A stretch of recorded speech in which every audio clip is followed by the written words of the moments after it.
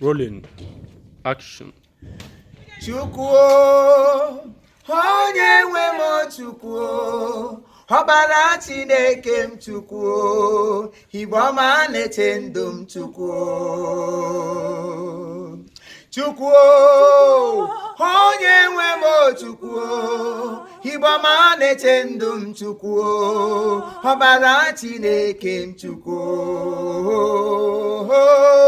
Jehova m na-adị ndụ eze m na-adị ndụ Jehova m na-adị ndụ ewo ha sị na m ejeghị ije na nda gburugburu ka ọ nwụọ Jehova m na-adị ndụ Jehova m na-adị ndụ Jehova m na-adị ndụ Jehova m na-adị ndụ ewo Jehova m na-adị ndụ ewo ha sị na m ejeghị ije na nda gburugburu ka ọ nwụọ Jehova m na-adị ndụ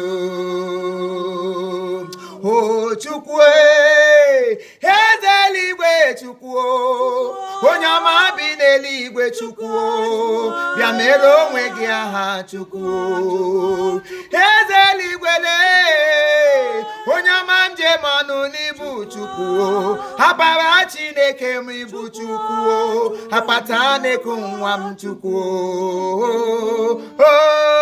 Jehova m na-adị ndụ eze m na-adị ndụ Jehova m na-adị ndụ ewo ha sị na m ejeghị ije na nda gburugburu ka ọ nwụọ Jehova m na-adị ndụ. All right, happy Sunday everybody. We, the Chifimos family, we are saying happy Sunday to all of you. Onye ọbụla dị ndụ kwesịrị ikele Chineke in every situation, in every condition. Mgbe ọ bụla ị nwetara onwe gị, ma ụwa na-atọ ụtọ, ma ụwa na-elu ilu, ma ụwa na-afụ ka ose, just see reason to say, God, I thank you. Yes. And as you have joined us to say thank you, Father, today, God will continue to shower his blessings upon your family. The joy of the Lord will never cease in your home. Always, many doors must have been closed. Many doors must have been shut down. But today, God is opening a new door for you. Amen. As you celebrate him today, celebration will never cease in your home. Amen. Celebration will never cease in your home. Amen. Somebody is not saying amen. Amen. Somebody is not shouting that amen. Amen. If you say amen, something mayable will be made in your life. Amen. I believe God. Your testimony is sure. In Jesus' name. Amen. Ogosiwo m na-abụ chim. Thank you. Ogosiwo m na-abụ chim. Ogosiwo m na-abụ chim. Ogosiwo m na-abụ Jehova Jireh. Ogosiwo m na-abụ onye na-eme mma. Ogosiwo m na-abụ ara na-azụ nwa. Ogosiwo m na-abụ Jehova Mekisedete onye gara ije n'elu mmiri. Jehova egosiwo m na-abụ Chimo. Nna m ihe bụla m akwa mkpe m eze m ikewo m ọṅụ dị ka uwe.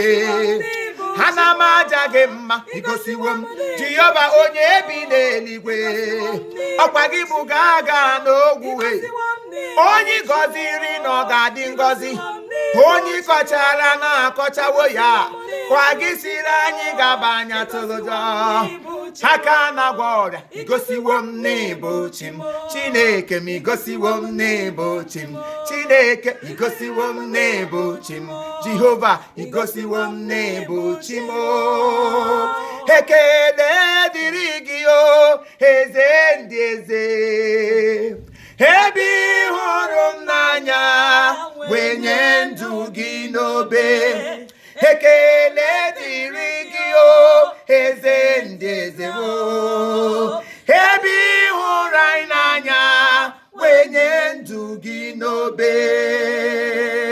Hallelujah. Amen. Thank you. Thank you. Thank you. Thank you.